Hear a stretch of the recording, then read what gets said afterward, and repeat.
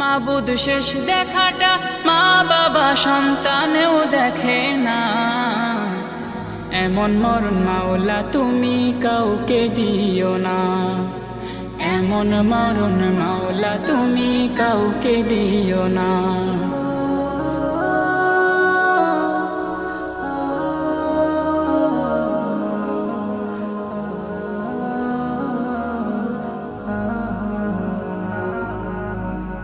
যে মরণ লাশ হলে কেউ চায় না গোসল দিতে, আসে না ছেলে বাবার কফিন কাঁধে নিতে।